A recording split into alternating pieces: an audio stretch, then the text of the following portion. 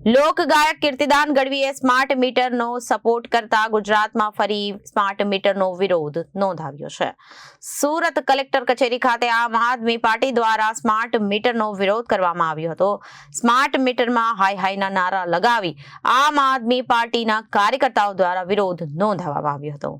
Surat collector કચેરી ખાતે આમ આદમી પાર્ટી દ્વારા સ્માર્ટ મીટરનો વિરોધ કરવામાં આવ્યો હતો। સ્માર્ટ મીટરમાં હાય હાયના નારા લગાવી આમ આદમી પાર્ટીએ વિરોધ નોંધાવ્યો હતો અને સ્માર્ટ મીટરમાં મધ્યમ વર્ગના લોકો માટે ન હોવાનું આમ આદમી પાર્ટીએ જણાવ્યું હતું। લોકોના ઘરે સ્માર્ટ મીટર ન લગાવવામાં આવે તે બાબતે જિલ્લા કલેક્ટરને આવેદનપત્ર આપવામાં આવ્યું હતું। પહેલા ગુજરાતને સ્માર્ટ બનાવો અને શાળાઓ સ્માર્ટ બનાવો, દવાખાનાના સ્માર્ટ બનાવો, ત્યારબાદ લોકોના ઘરે આ મીટર લગાવો અને સ્માર્ટ મીટર ગુજરાતને લૂંટવા માટે લગાવવામાં આવતું હોવાનો આક્ષેપ આમ આદમી પાર્ટી દ્વારા કરવામાં આવ્યો હતો।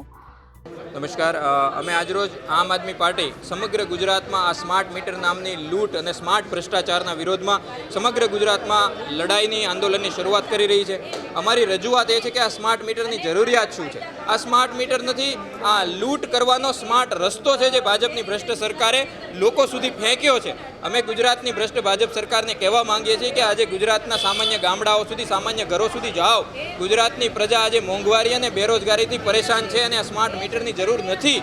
એને સ્માર્ટ શાળાની જરૂર છે, એને સ્માર્ટ દવાખાનાની જરૂર છે, એને સ્માર્ટ રોજગારની જરૂર છે, એને સ્માર્ટ સરકારી કચેરીઓની જરૂર છે કે જ્યાં ધક્કા ખાધા વગેરેના કામ થાય। આજે સુરતમાં તમે જોયો 2 દિવસ પહેલાં સામૂહિક આત્મહત્યાઓ થઈ, આવી ગુજરાતમાં હાલતો થઈ રહી છે। માટે ગુજરાતને મોંઘવારીથી અને બેરોજગારીથી છુટકારો અપાવવાની જરૂર છે। આવા લૂંટ કરતા સ્માર્ટ મીટરો લગાવવાની કોઈ જરૂરિયાત નથી। આમ આદમી પાર્ટી સખત શબ્દોમાં આનો વિરોધ કરે છે અને આજથી સ્માર્ટ મીટરના વિરોધમાં ગુજરાત વ્યાપી આંદોલનની શરૂઆત કરી રહી છે। આજે સુરત શહેરના તમામ આમ આદમી પાર્ટીના સંગઠનની સાથે, તમામ નગરસેવકો સાથે માનનીય મુખ્યમંત્રીશ્રીને આવેદન આપવા માટે કલેક્ટરશ્રીના ઓફિસ પર આવ્યા છીએ।